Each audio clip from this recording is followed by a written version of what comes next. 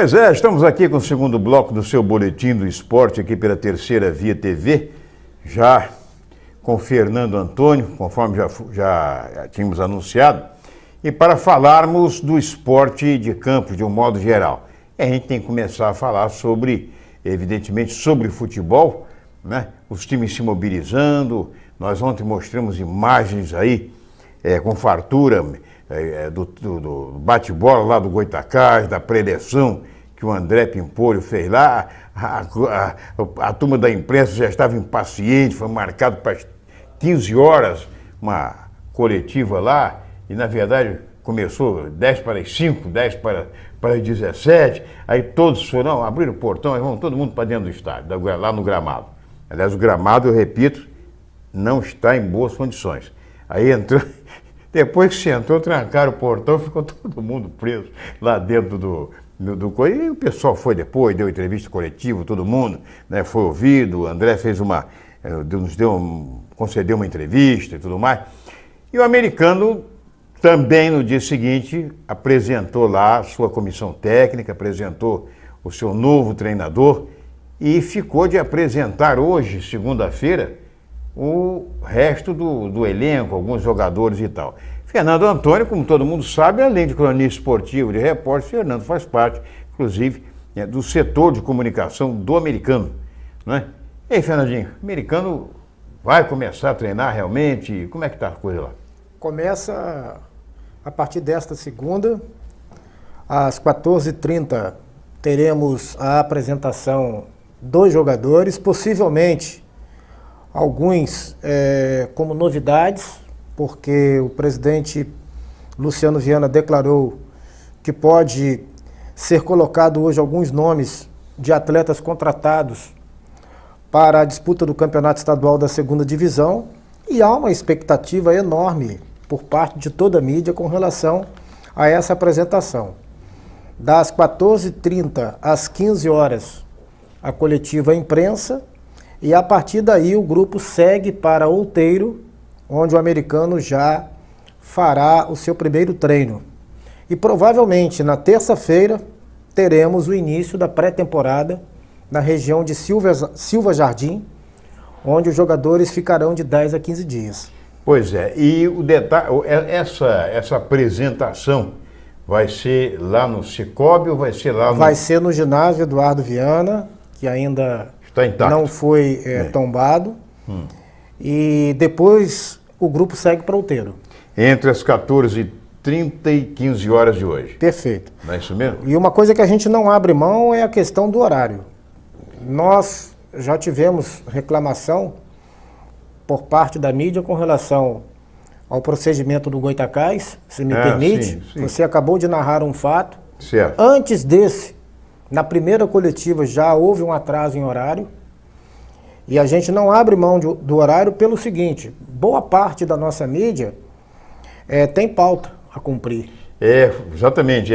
E nós temos que entender que tudo tem que ser feito dentro de um regime em que ninguém se prejudique. E foi justamente o que a maioria do pessoal, principalmente pessoal de televisão, pessoal de rádio, pessoal que estava lá, cinegrafistas de várias emissoras, dizia: nós temos uma pauta ainda, temos que ir não sei aonde e tal, aquela coisa, e realmente houve uma demora, não é, nessa. E quando os jogadores adentraram, vamos dizer assim, ao gramado, juntamente com o André Pimpolho, eles ficaram antes trancados no vestiário, e quando eles adentraram ao gramado, vamos fazer entrevista de pressa, porque já está atrasado aqui e tal. Quer dizer, foi aquela correria para ouvir um, para ouvir o outro, entendeu?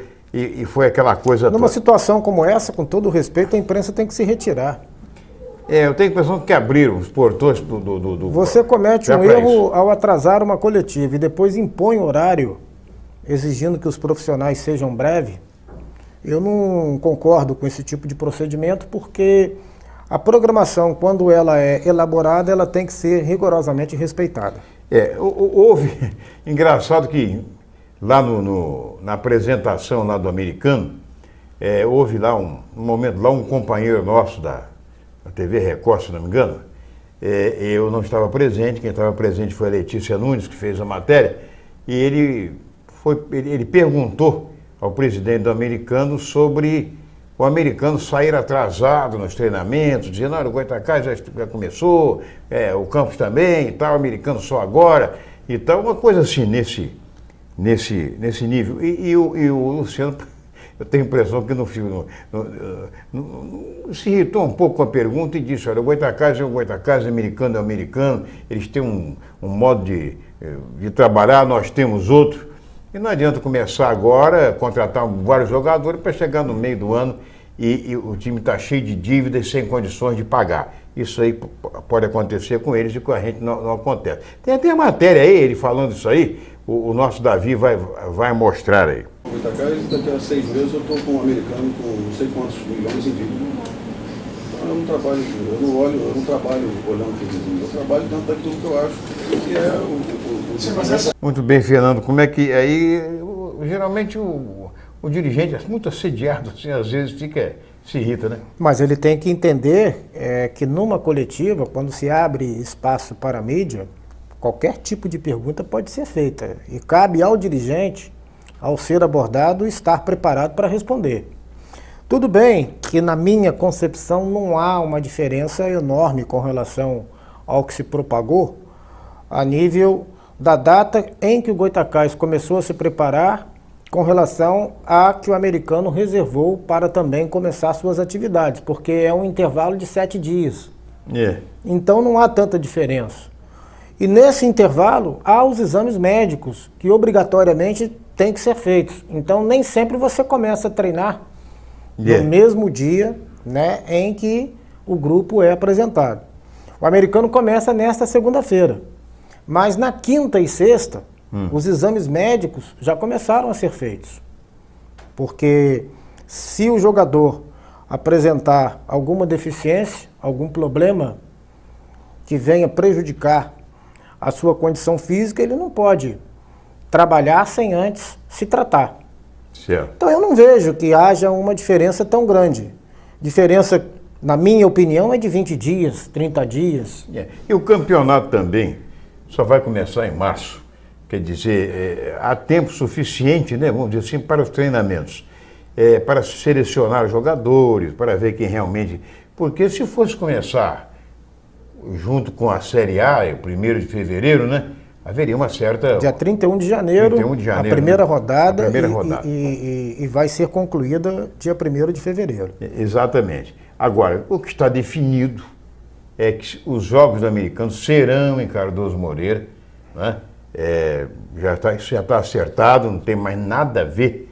O que eu sinceramente, Fernando, eu continuo dizendo que eu procurei lá no Ari de Oliveira, ouvi vários companheiros de imprensa, alguns diretores do Goytacás, mas ficou naquele negócio.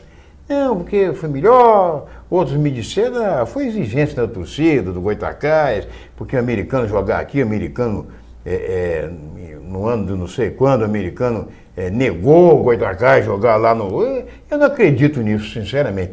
Não sei porquê, deve ter havido um desentendimento no que diz respeito à reciprocidade, eu não sei o que foi. E no final das contas, muita gente critica. Porque o torcedor vai ter que ir a Cardoso Moreira. Cardoso Moreira é ali também. O estádio é pequeno, mas cabe a torcida do americano, tranquilamente, eu acho, de um dos times só daqui de Campos cabe. E o jogo americano do Goytacás deve ser em Macaé. O estádio Antônio Ferreira de Medeiros, ele é bem cuidado. Todo mundo que foi lá viu o quanto a administração zela pelo fato de mantê-lo limpo, mas ocorre que para os jogos de grande porte, lá não há nenhuma condição. Muito embora quando o Cardoso Moreira subiu, ele jogou dentro daquela praça de esportes, quando ele esteve na 1ª divisão do futebol do Rio de Janeiro. Mas a gente entende que ali precisa ser feito mais um portão para poder dar uma garantia melhor de segurança ao torcedor. E de mais a mais, o clássico a gente sabe que ali não tem condição. Até pelo fato de ser um clássico de grande apelo popular que supera literalmente a capacidade do estádio. O problema maior que provocou uma certa insatisfação do torcedor do americano com relação ao uso do estádio Antônio Ferreira de Medeiros Foi porque, na época, quando nós tivemos a gestão do César Gama, que antecedeu Sim. a do Luciano Viana, falava-se que o torcedor teria acesso desde que comprasse o ingresso. Então, nas primeiras rodadas, o estádio de fato estava vetado, ninguém poderia prometer nada, mas depois surgiu sempre esse tipo de comentário. Olha, para o jogo tal, o torcedor terá acesso. Então saía daqui Pensando que... 2, 3 ônibus e pessoas em carros, né, particulares. Exato. Quando lá chegava, eu testemunhei isso. o estádio não tinha como receber público porque ainda faltavam alguns laudos. Isso frustrou o torcedor. o torcedor. Você vê que teve gente que subiu em cima de caminhão, que ocupou laje de residência que dava visibilidade ao campo. Até teve uma residência em que a laje tremeu, provocou pânico. Coisas desse tipo. Bom, daqui a pouco no terceiro bloco nós vamos falar sobre mais coisas do futebol de campos, inclusive sobre o Goitacás, que continua contratando jogadores que atuaram pelo São João da Barra. Agora foi a vez de Rael, um jogador também que fez uma boa temporada no passado pelo São João da Barra, e parece que é cria da casa. Daqui a pouco nós voltamos com mais notícias.